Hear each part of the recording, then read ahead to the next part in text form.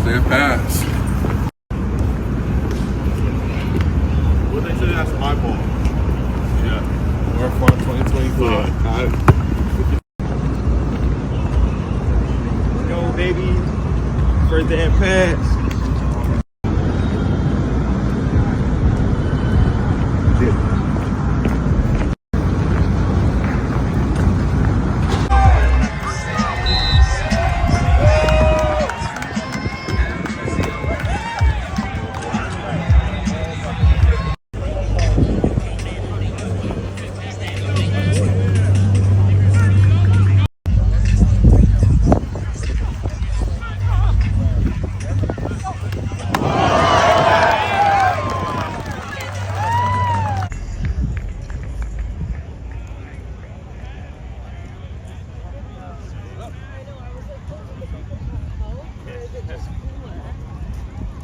I think it is just.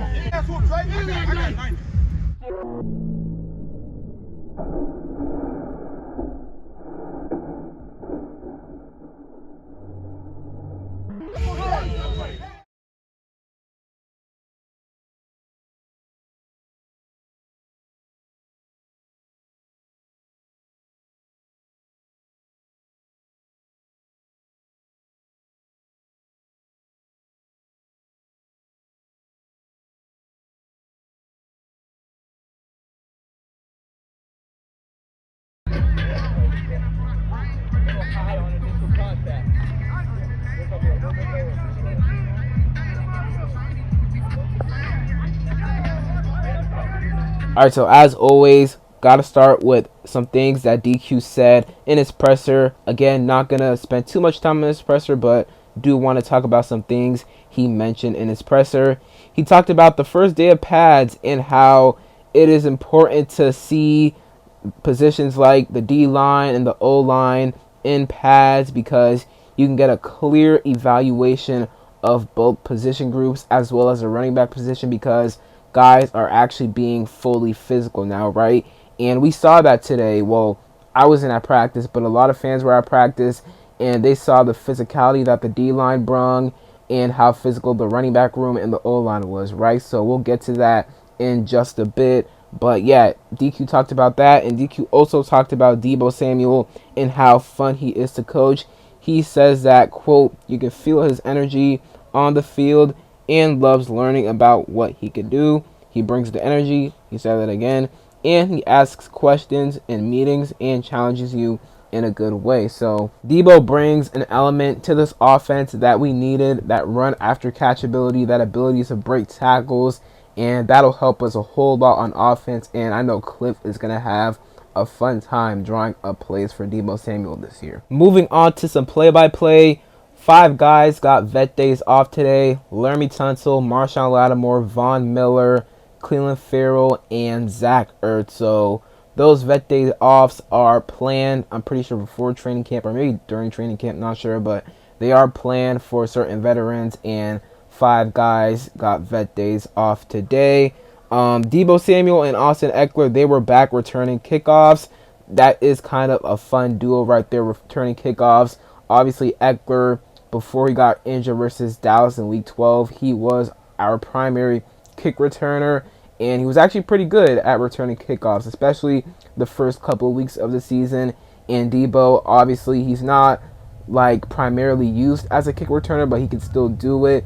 He did a couple times last year for the Niners and in the past as well, so he is a guy that can also return kicks. Jaden Daniels threw a touchdown to Deebo Samuel during goal line drills in the back of the end zone. It was a touchdown over Amos and Mikey, so JD5 and Deebo continue to build that connection with one another. During the first 3 plays of 11v11 drills, all 3 of JD5's targets went to Deebo Samuel, so you see that they continue to build rapport with each other, which is really, really good to see. KJ Osborne had a strong catch near the goal line for a touchdown. Noah Igbenogany was in tight coverage. I heard Noah I had a nice day today, but KJ Osborne, he's making plays as well. Made a play today. He is in contention for the last receiver 6 spot. We'll see if KJ Osborne can make a push to make the team. JD5 had a pop pass to Bates for a big gain off play action. So, we're obviously going to see a lot of play action this year. And John Bates, he did get re-signed. And, we may use him more as a receiving threat this year. We'll see. But it is good to hear that Bates made a play in practice today for sure. Tyler Owens had a big thud on Ja'Cory Cross-Merritt on a big running play. I've heard mixed reports about this. Some people say Ja'Cory Cross-Merritt laid the big hit on Owens, and then Linnell Willingham said that Tyler Owens actually laid the big hit on Ja'Cory Cross-Merritt. Whatever it was, both those guys are physical. Ja'Cory Cross-Merritt, when you watch his film from college, you can see that he likes to lower the shoulder a little bit, and Tyler Owens, he has great speed and he can come down and hit as well. So both of those guys are very physical. Also heard that Ja'Cory Cross-Merritt had a really, really good day today, which is great to hear. And, I'm pushing for him, right? I'm super excited to watch him during preseason. He's a guy that if he impresses a lot during the preseason, he can earn himself a lot of snaps early on in the season. And as the season goes on, he could see an increase in snaps and eventually take over as the lead running back. The offense was not getting much push in the run game versus the starting D-line. And on one hand, that's not the greatest thing to hear from the O-line.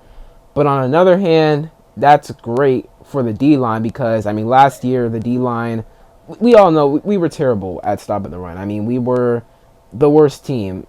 Statistically, we may have been the third worst, but if you actually watched our games, we were the worst. We were awful at stopping the run. So it is good to hear that, with the big additions we added this offseason to the D-line. And when I mean big, I mean size. Kinlaw, he's huge, man. He's massive.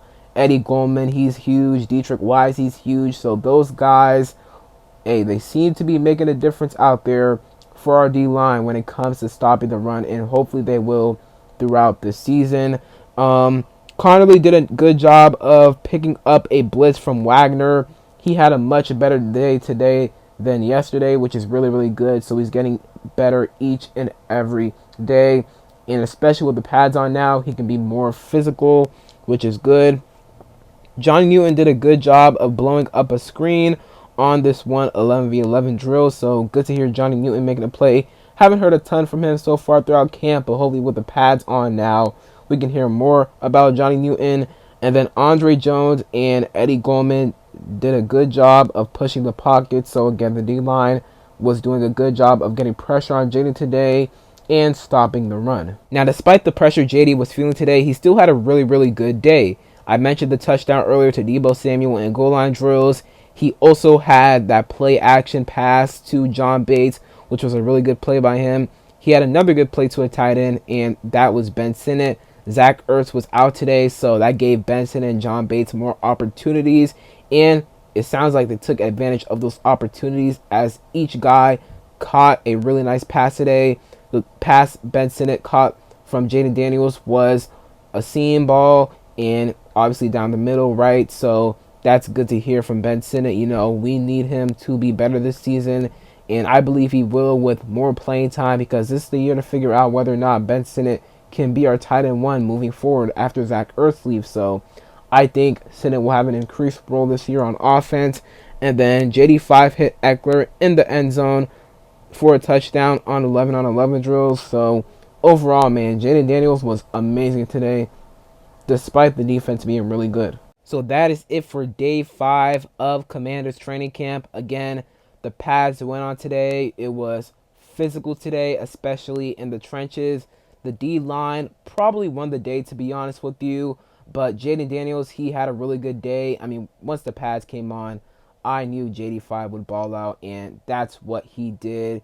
He hit a couple of his guys like Deebo Samuel, Austin Eckler in the end zone, and just overall had a really sharp day.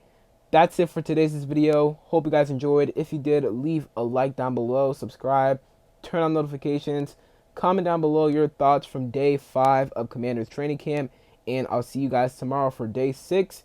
And other than that, it's been King Sean, and I'm out. Peace.